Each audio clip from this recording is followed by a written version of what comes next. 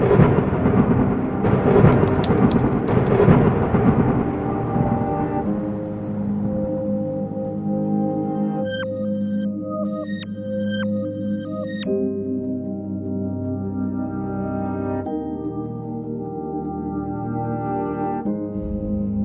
10 worst typhoons to ever hit the Philippines.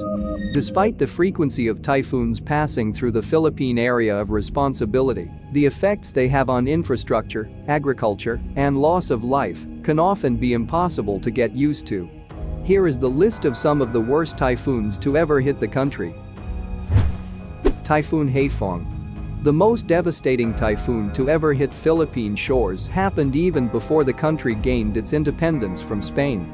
Typhoon Typhoon developed over the Pacific Ocean in late September 1881, and though its exact category and strength are unknown, the impact it had on the Philippines and Vietnam was devastating. Around 20,000 people died in the Philippines alone. Typhoon went on to hit the port town of Haiphong in Vietnam, where it decimated the town almost completely. Eventually, this typhoon ended up claiming 300,000 lives, making it the world's third deadliest tropical cyclone ever.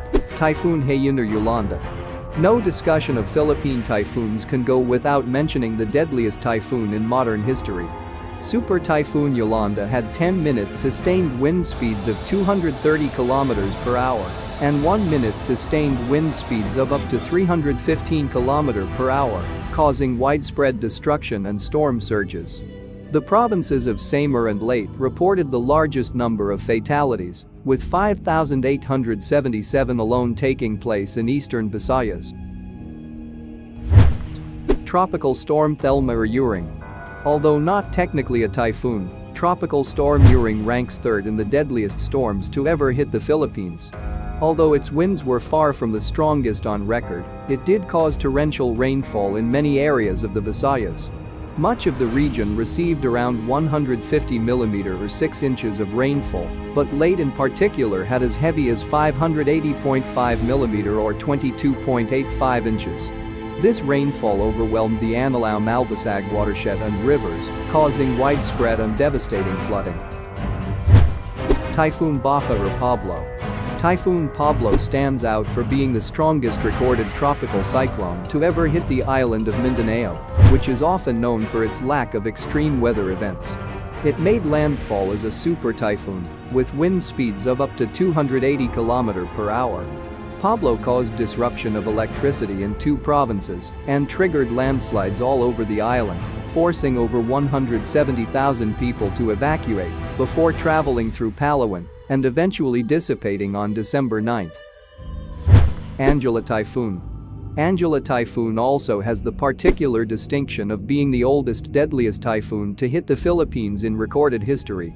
Though not much is known about Angela Typhoon besides the number of fatalities caused by its arrival, its impact was large enough on Philippine history to keep the dubious honor of being the 5th deadliest typhoon to ever hit our shores. Tropical Depression Winnie.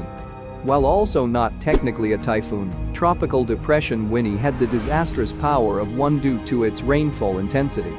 The heavy rainfall caused by this tropical depression triggered massive floods and landslides around the Quezon and Aurora provinces, resulting in huge losses of life and ranking it one of the deadliest storms to ever hit the country.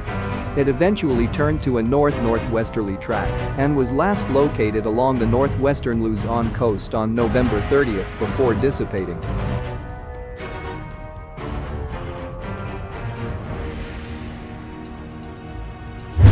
Unnamed 1897 Typhoon. Although Typhoon Yolanda may be the freshest in recent memory, the provinces of Samar and Leyte are no strangers to deadly weather events. An unnamed typhoon that made landfall in October 1897 tore through the island of Leyte a little over 200 years before Yolanda. Though it wasn't given a meteorological name, it caused enough extensive damage to claim the lives of approximately 1,500 people. It was recorded by the Observatorio de Manila. Typhoon Ike or Nitang. Typhoon Nitang came out of a disturbed weather area near Guam before intensifying into a typhoon on August 30. It had 10-minute sustained winds of 165 km per hour and 1-minute sustained winds of 230 km per hour, making it one of the strongest typhoons to hit the Philippines after the 1970 Pacific typhoon season. Nitang made landfall only 4 days after Tropical Storm Junhae hit the northern part of the Philippines and also arrived during one of the worst economic periods in the country's history. It was the worst typhoon to hit Surigao del Norte in 20 years. Typhoon Fengshan or Frank. Typhoon Frank is perhaps best known for its role in the tragedy of the passenger ship MV Princess of the Stars, which capsized near Sibayan Island during the peak of the storm. Rescue attempts by the Philippine Coast Guard were impossible due to the size of the waves, and around 870 people perished. The country was poorly prepared for the impact of Frank due to errors in forecasting, which predicted that Frank would track to the northwest away from the Philippines, when it instead tracked west and hit full force over Luzon. Typhoon Durian or Reaming. Typhoon Reaming at peak intensity had 10-minute sustained winds of 195 km per hour and 1-minute sustained wind speeds of 250 km per hour. Its impacts were only exacerbated by the activities of Mayon volcano, which at the time had minor eruptions. Despite earlier preparations by the government, the heavy rainfall caused by Reaming reaching over 457 mm or 18 inches in Albay clashed with the flows from Mayon, causing mudflows and lahar across the province. The torrential rain also caused dikes to break, inundating many parts of the region, and strong winds uprooted trees and houses.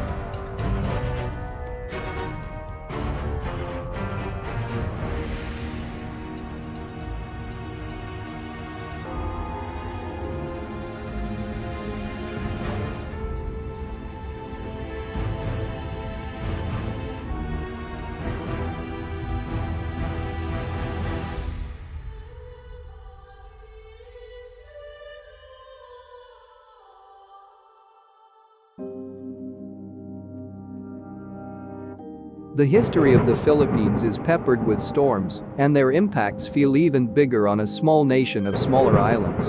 However, while any one of these typhoons could cripple a nation, Filipinos have always picked themselves back up again.